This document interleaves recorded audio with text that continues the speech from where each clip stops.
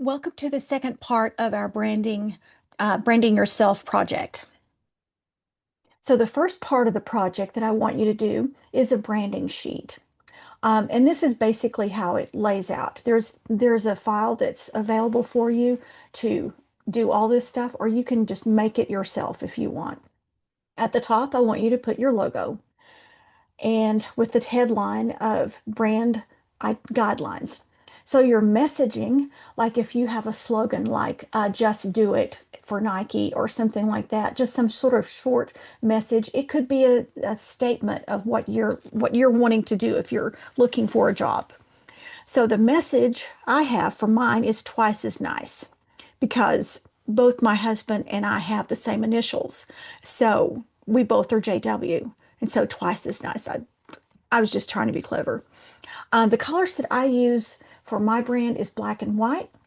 If you use if you're wanting yours to be red and black like Texas Tech, I want you to put the RGB or hex number underneath here so that you can identify exactly what color it is.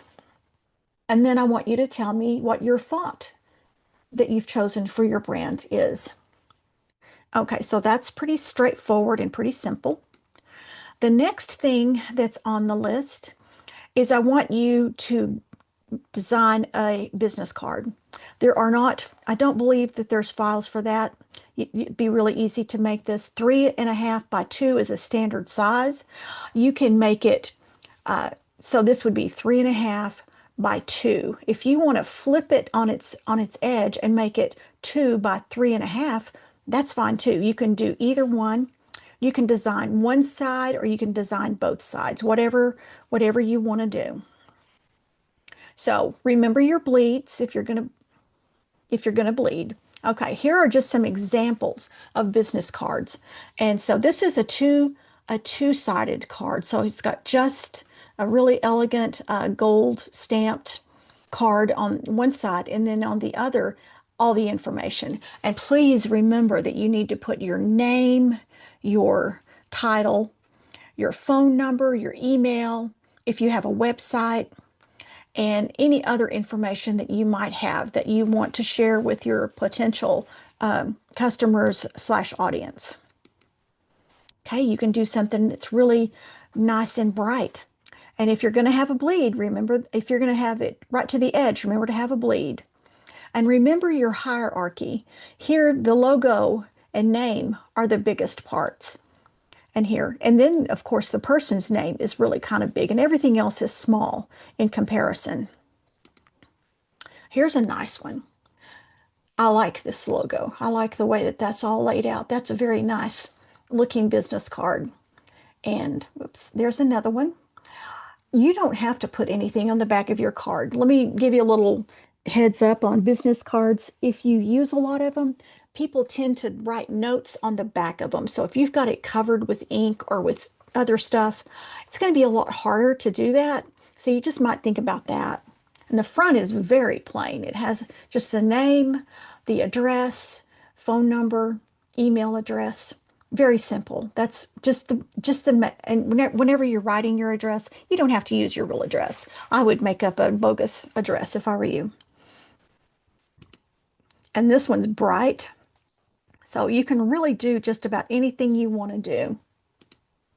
And that one has a photograph on it. Absolutely. If you've got a photograph that is very representative of your brand, by all means, use it. If you're starting a photography business, definitely use a photograph on your card. That's much better than putting a camera or something on it. Okay. So the next part is the letterhead and envelope. The letterhead is 8.5 by 11. That's just the standard size. You can do something really out of the ordinary and funky if you want to, but this is standard. And then for that standard size, the envelope is a number 10, and this is the size that it should be. And all you on the letterhead, you should have email addresses and phone numbers, but on the actual envelope, only addresses are necessary. And when you're doing, let me see, go to the next thing. Yeah, here we are.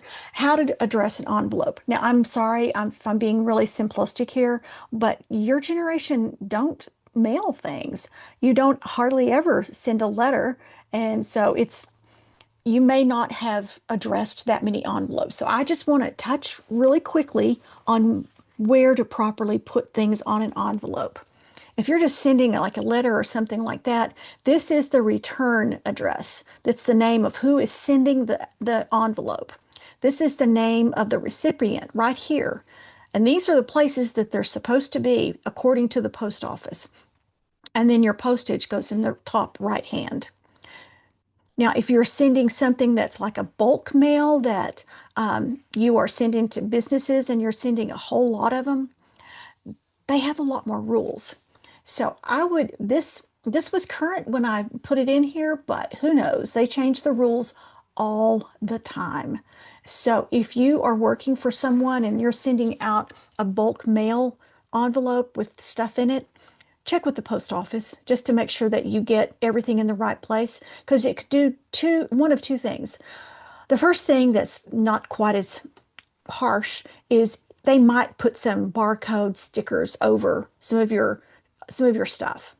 The worst case scenario is that they just simply won't mail them for you. You have to get a whole different envelope exactly how they want it.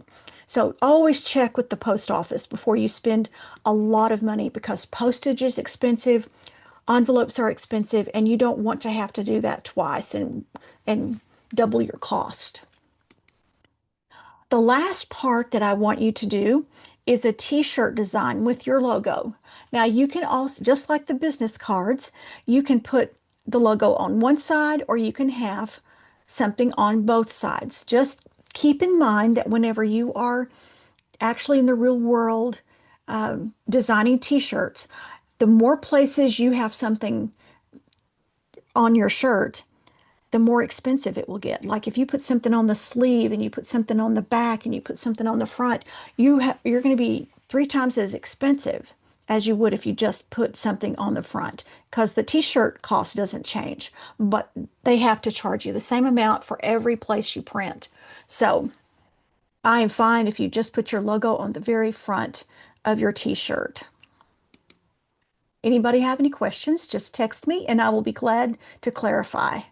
Okay, so I am releasing this before it's actually, I should have released it the last week, the last module, but I'm going to release it in week 4 so that you can have more time to think about it. I don't want you to have to rush.